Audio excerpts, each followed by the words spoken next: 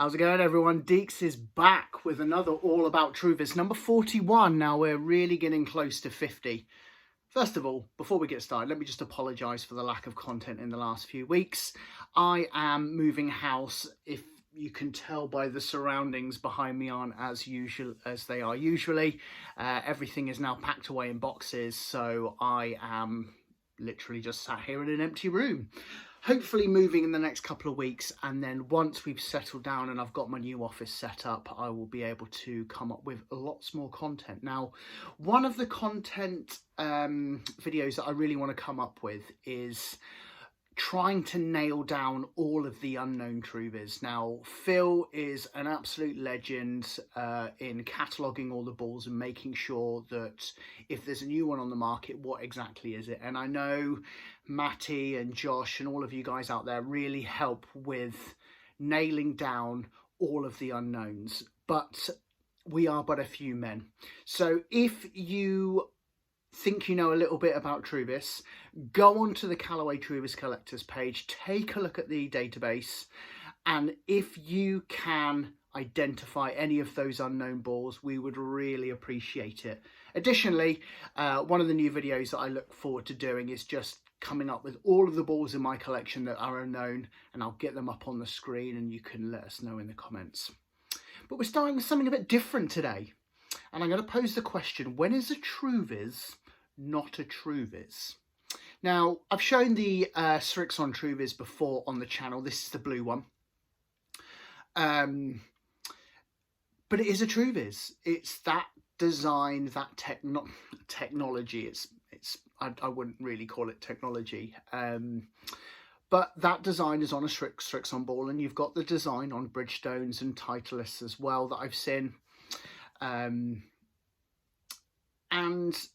I believe that it belongs in the Truvis collection. Even though it's not Callaway, it is a Truvis. Now, the video that I've already started doing, that I'm actually going to go out onto the golf course and show a little bit to you, I actually use a couple of Truvis out there on the course as well, and I'm going to talk about that in a lot more detail. But the design is exactly the same. It was just the prototypes going around until Callaway led with the Truvis. Now, this is the pink Srixon, and I'd like to say a huge thank to Ian, who has managed to sort me out the blue Srixon, as you can see, and the green Srixon. These are really, really nice balls. The lime green and the blue, slightly different from what Callaway do. So when I finally get my shelves up, these are going to look really good. Thank you, Ian. Oh, and one more that Ian got me was the ElDorado. Now, not the other ElDorado. This is the one in New Mexico, I think. I really should have researched this, but I don't really have anything left in my house. But this is the other ElDorado, the not so rare one. The really rare one is the one that I didn't have in mint condition, sold it, and then wasn't able to replace it for ages. But I've managed to get a new one now. But this is the other ElDorado. Cheers, Ian. The rest of the balls are from Phil, and we'll just take you through them one by one. We have Echo Valley in Iowa. And what we've got here, it looks like some kind of windmill with the number 1969 on. Quite a bold picture, but you do really have to look at it to ascertain exactly what it is. But it's certainly different, that kind of rectangle logo, rather than just something like a circle or within the pen. It's quite striking. This is one from the UK, and this is the Tour Shed. Tour Shed, not on my good books. I've tweeted them a couple of times asking them to sort me out with some of these Truvis, and they've not even had the decency to reply. I know that I've not got many subscribers out there. I know I'm not a big fish. However, we've all got to look after each other, and if they have a social media and if I have a social media, I just really feel like we should be supporting each other. So not massively impressed with the guys at the Tour Shed, but it is a nice ball with their logo, nice and striking. The next one is the Hacker's Paradise, the chicken hot wings. A strange colour match on this one. You've got the red kind of chicken, and then you've got the orange hot wings with the number 604. I'm not sure what the 604 is. It's probably an area code within the US. Let me know down in the comments if you have a definitive answer for that one. But I've wanted this one for a while. Thank you for sorting this one out for me, Phil. The next one is an unknown. You never know when you're watching this in months to come, this may be identified. But for now, if you can help us out, it is a heron. And it is a heron on green and yellow. And it is a really nice ball, this one. This really strikes out. Green and yellow, quite common colours to have together. But if the logo in the middle is good, it's a really nice looking ball. Identify down in the comments. The next one is a ball from Qatar, and it is Education City. Now, I don't have a Scooby what Education City is, but what I do know is they've made a hell of a nice ball. Just they're kind of swirly on a blue background. It really looks nice. It's going to look nice out there with the other blue and white ones that I've got. Education City, Qatar. Next one was actually a gift from my family for my birthday, and Phil sent it to me and Royal Mail lost it.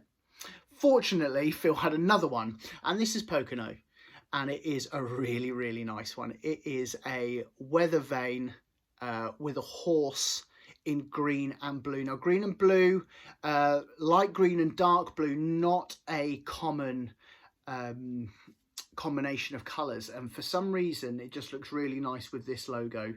My wife is a big horse lover, and it's really nice that I got this one for my birthday because it will hold sentimental value, and it's a really nice ball. Last two balls are from the UK, and they're from the same club, which is called Liphook. We have green and gold, which is really, really similar to Bulbury Woods from the UK. However, I really do feel that the logo gets lost. Now, obviously I'm doing it in an empty room where there's lots of light, but it's very difficult to see a logo on there. It's even harder on the gold. It's not until you go across to their red and blue one where you can actually start to see the really, really fine reeds on the logo. Now, it's a really nice ball, number 1922. Let me pop this one up here while I'm talking. It is a really nice ball, and I'm not sure I know too much about the club, but I think it's quite prestigious. I don't know if everyone can just rock up, but they're really, really nice balls. But if they're going to go into reprint, the recommendation I would recommend is punch in that logo, because it's getting lost, especially when you're going to have all the other balls on the wall. This one's not going to stand out at all. In fact, some people may just think it's the red and white one or the green and gold one. Obviously, they're not going to be taking much guidance from me. However, if they do, just punch it in a little bit more, get that white pop in, maybe even a little bit of a black outline, really make it stand out. Anyway, that is all the balls for now. I'm hoping to do all about Truvis number 42 very, very shortly. It's a kind of a club and a ball review. I've never done this before, but I wanted to give it a shot now that I figured out how to stick parts of video onto another part. I'm not fading it in like a pro, but I can but learn. Anyway, any comments, please let me know. Please like and please subscribe if you're not. I'm up to 35 now.